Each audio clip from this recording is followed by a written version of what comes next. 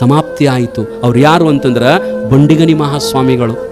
ಬಂಡಿಗನಿ ಮಹಾಸ್ವಾಮಿಗಳು ಅವ್ರದ್ದು ಈ ಜಗತ್ತಿನೊಳಗ ಕೃಷ್ಣಾವತಾರ ಹೆಂಗ, ರಾಮಾವತಾರ ಹೆಂಗ, ಬೌದ್ಧಾವತಾರ ಹೆಂಗಿದ್ವಲ್ಲ ಹಂಗ ಮತ್ತೊಂದು 11ನೇ ಅವತಾರ ಯಾವ್ದಾದ್ರು ಇದ್ರ ಅದು ಬಂಡಿಗಣಿಯ ಬಸವಗೋಪಾಲ ಮಹಾಸ್ವಾಮಿಗಳದು. ಬಂಡಿಗಣಿ ದಾನಶೂರರು ಎಂಥವ್ರು ನೋಡ್ರಿ. ಅವರಲ್ಲಿ ಎಂಥ ಶಕ್ತಿ ಇತ್ತಂತಂದ್ರ ಸಾಕಷ್ಟು ಮಂದಿದ ಕೇಳೇನ್ ನಾನು, ಯಪ್ಪ ನನಗ ಮಕ್ಕಳಿದ್ದಿದ್ದಿಲ್ಲ, ನಾ ಅವರಿಗೆ ಹೋಗಿ ಆ ಬಂಡಿಗಣಿಗೆ ಹೋಗಿ ಅಪ್ಪ ಅವರಿಗೆ ಬೇಡ್ಕೊಂಡ್ರ ಎಷ್ಟೋ ದೊಡ್ಡವ್ರದಾರ್ರಿ.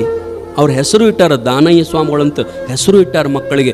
ಅಂತಹ ಶಕ್ತಿ ಇತ್ತು ಅವರಲ್ಲಿ. ಮತ್ತು ಪ್ರಸಾದದ ವ್ಯವಸ್ಥೆ, ದಾಸೋಹದ ವ್ಯವಸ್ಥೆ.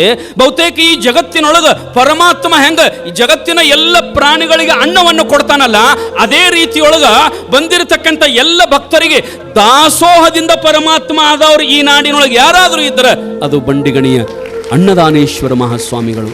ಅವ್ರ ಹೆಸರು ಬಹುತೇಕ ನನಗನ್ನಿಸ್ತದ ಆ ದೇವರ ಹುಟ್ಟಿ ಬಂದರೂ ಹಿಂಗೆ ಮಾಡಕ್ ಆಕ್ಕಿತ್ತೋ ಇಲ್ಲೋ ಗೊತ್ತಿಲ್ಲ. ನೋಡ್ರಿ 365 ದಿನ ಒಂದು ವರ್ಷಕ್ಕೆ ಎಷ್ಟು ದಿನ ರೀ?